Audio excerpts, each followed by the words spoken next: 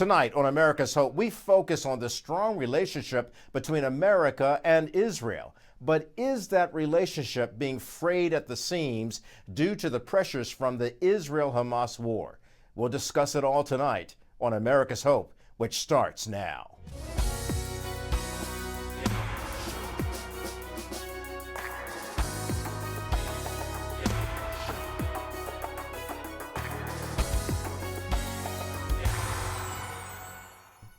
From the NTD Global Headquarters in New York, I'm Kelly Wright, and this is America's Hope. Thanks for joining us this hour. We're glad that you did.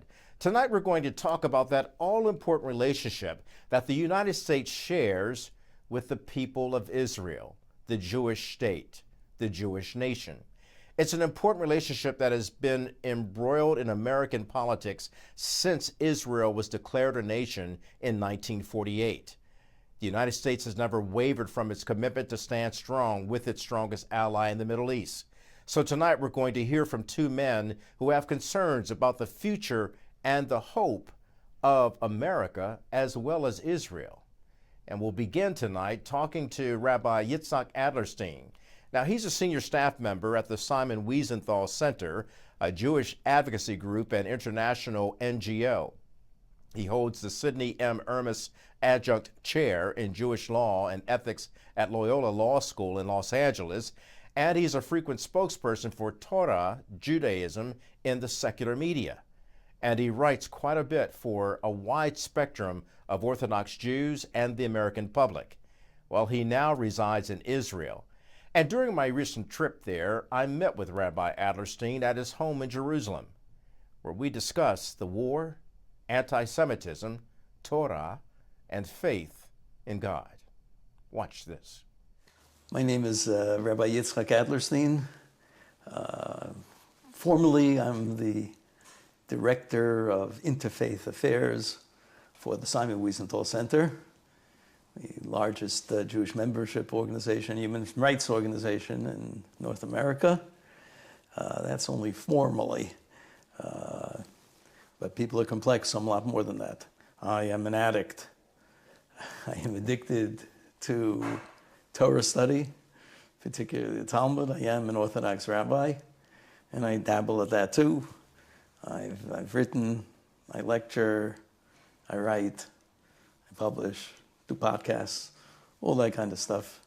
And I in seventh heaven since moving to Jerusalem, which is far better than anything I could ever have imagined. Feeling that I have come home.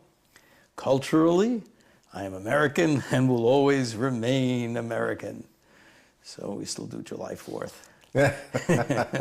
If I'm not mistaken, native New Yorker, right? Native New Yorker, but God had compassion upon me. And after about 2 decades of that, he set me free and sent me to the other side of the country, to Los Angeles, which at the time was a beautiful, beautiful city, and remained so for the almost 39 years that we lived there, until new winds started blowing in and it became less desirable a place to live.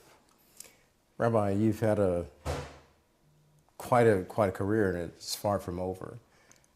You feel called to do this. It's not just something that you said, I think I want to be a rabbi and I want to do this and that. You actually feel a calling from God to be a servant to people everywhere. Is that right?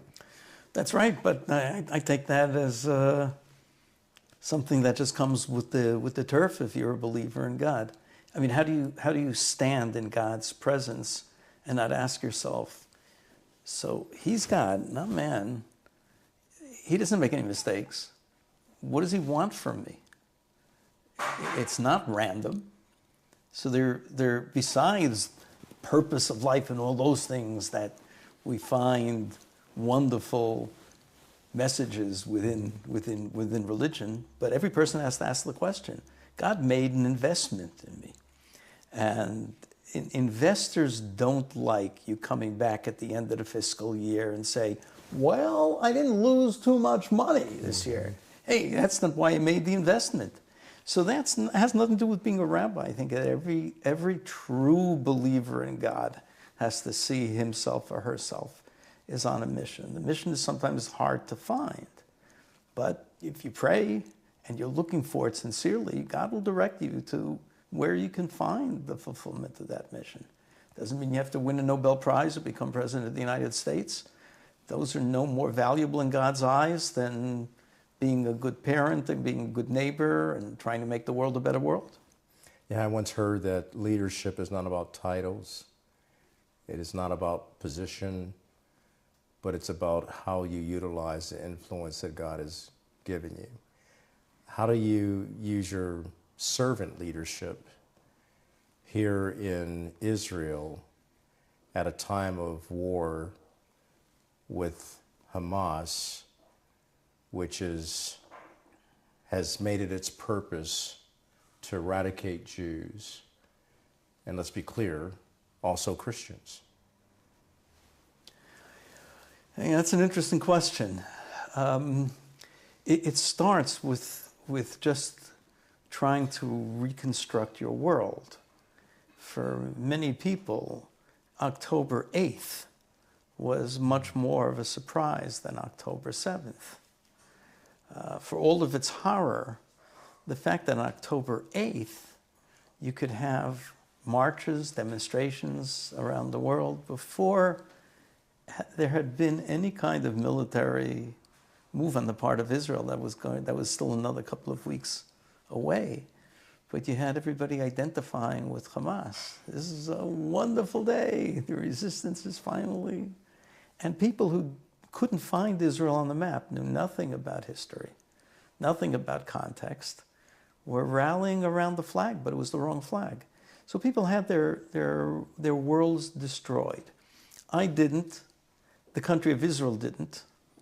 Certainly Orthodox Jews didn't, because we've been living with anti-Semitism for a couple of thousand years. My mother was a Holocaust survivor. She did time in a concentration camp, part of the first deportation from Germany.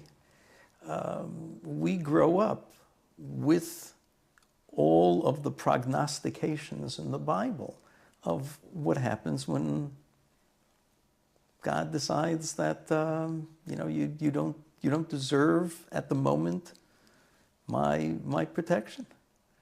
He always comes around and saves us in the end, because that's the other part of the Bible. That's one of the most important things for people to realize about the Judeo-Christian legacy. God makes promises and he doesn't break them. Hi, everybody. I hope you're enjoying this episode so far of America's Hope. If you'd like to see it in its entirety, just click on the link below.